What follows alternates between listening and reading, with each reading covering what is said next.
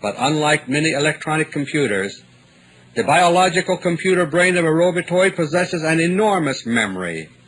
As a result, robotoids can be programmed to communicate and think in such complex patterns that they act human. They also have a very limited lifespan, measured in months or even weeks, depending upon how they are utilized. This is due to the fact that their metabolism, while it resembles that of humans, is very inefficient. A robotoid can be manufactured on very short notice, a matter of hours. But after a few weeks or months, it suddenly begins to degenerate physically and mentally. When that takes place, the robotoid has to be removed from service and disposed of. To produce an organic robotoid, it is necessary to have a pattern to go by. The pattern required is that of genetic coding taken from a few cells from the body of a human being. In this respect, the Russian technique sounds like cloning, but the technique itself is totally unrelated to genuine cloning. A robotoid is produced within a matter of hours, and it simulates the human donor at his current age. Like any man-made copy of anything, a robotoid is never a perfect copy of the human that is to be simulated. There's always small discrepancies in appearance and behavior, but these are seldom great enough to arouse any suspicion. Last month, I revealed that the Russians can manufacture organic robotoids, which are almost exact carbon copies of real human beings. When an organic robotoid is made to simulate, for example, our late President Jimmy Carter, two major factors are involved. One is the genetic coding required to simulate Carter's appearance, voice, fingerprints, and so on. The other is a holographic image of Carter's brain. This image is a complete record of the neuron patterns which existed in Carter's brain at the moment the hologram was made. Therefore, it contains all of the memory and knowledge Carter had up to that moment.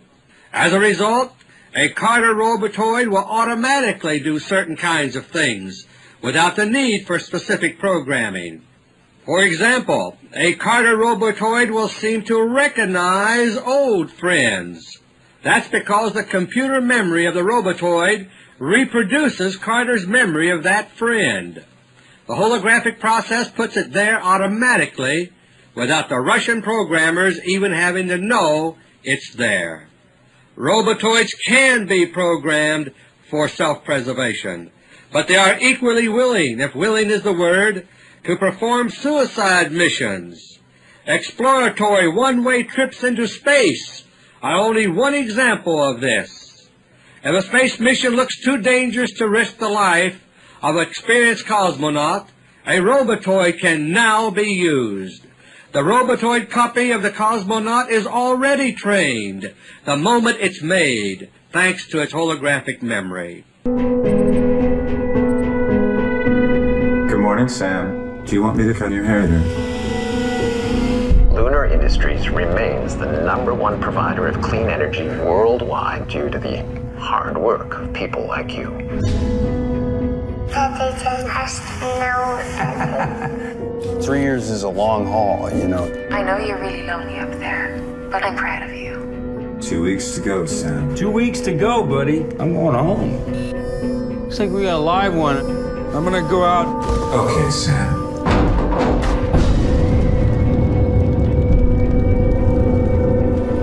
Leaving Serang, working perimeter.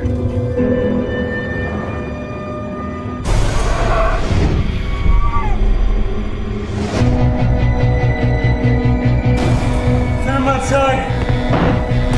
Who is he? You tell me who that is! Perhaps you're imagining things.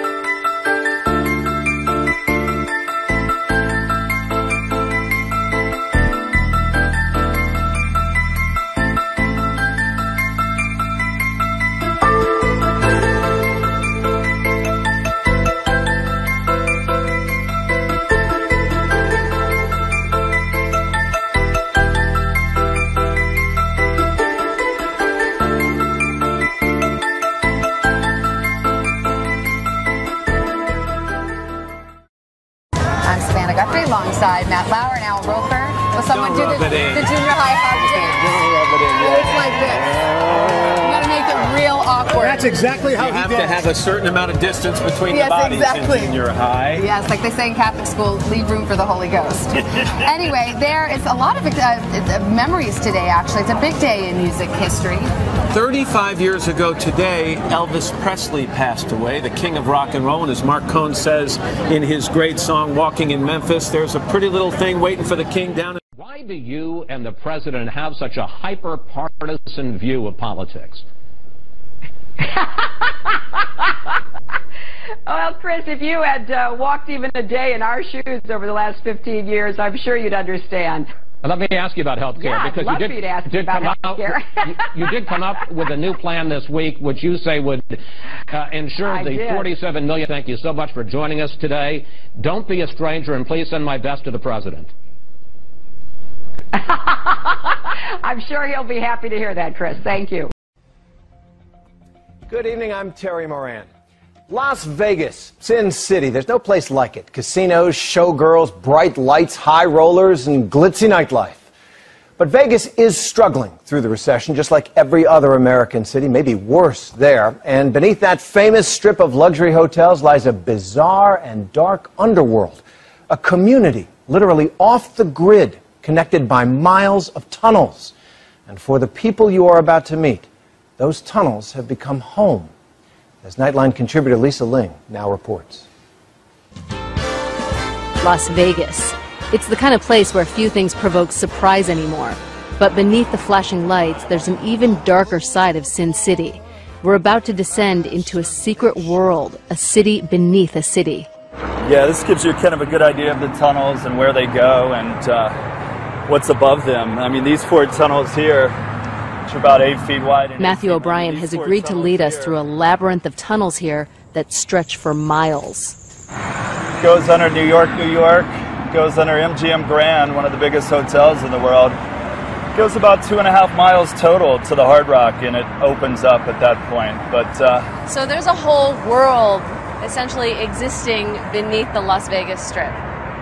Exactly. Yeah, there's hundreds of people who live in these underground flood channels. And as we can feel, it's a lot cooler than outside, too. That's part of the attraction for people to live. We followed Matt deeper into the tunnels and found a dark underworld. Yeah, I've been exploring these tunnels for more than 7 years. You still have a bit of anxiety going into the tunnels because you never know what to expect and you never know what's waiting in the dark. By the way, the only reason we can see right now is because of our flashlights and the light from the camera, because otherwise it's pitch black in here. By now, we're about a half a mile into a tunnel that runs just beneath Caesar's Palace, a major landmark on the Strip. It's eerily quiet, even though thousands of people are on the street above us. This is kind of a garbage area. In a bathroom, you can see the stains on the wall and the tissue on the ground and stuff. So we'll go through here and go up this side tunnel and see if we can see if anyone's around. Wow, this is wild. It's not long before someone hears us. Steve, oh good. What's going on? It's about to come find you. So we'll just follow you, Steve? Okay. Yeah. Steve, you're not using a flashlight. You can navigate pretty well in here? Yeah, well, I've been down here for a while, so I can actually navigate without a light pretty much. Steve can see in the dark, almost. Steve leads us to the home he shares with his fiancée, Catherine. Still wet down here. Yeah, man. This is amazing. Hi, how are you? Hi, I'm Lisa. Can we come in? They've worked hard to make it as homey as possible. This is our shower. Pretty clever. Yeah, works just fine. With a little privacy, just put the curtain up. Steve says that, like most tunnel dwellers, drugs landed him here, but Catherine threatened to leave him if he didn't quit. We fell in love, and we want to get out of here. Yeah, that's always our main goal. We don't want to live like this forever. We don't like living in the tunnel. We live here because we can, and we're not bothered by anybody, the police or anything like that. Don't really know that we're down here. It's a lot of out of sight, out of mind. Can you just turn off the light for a second, because I just want to show how dark it is in here. Steve introduced us to some of their neighbors in the tunnel. They're a community. So this is your home, huh? This is my home. Living next door is Phil. When we met him, he was reading Sports Illustrated, catching up on the latest scores. I bet sports or whatever with some of the money that I make, thinking that I'm going to hit it rich and, you know, get out of this situation. But everybody that comes to Vegas thinks the same thing I'm thinking. Is it weird that you kind of live in this world underneath? Yeah, it was at first. It was at first, but now once I see I have to say the culture we created, really. No, I don't think it's weird. I think we were pretty smart to survive the way we did.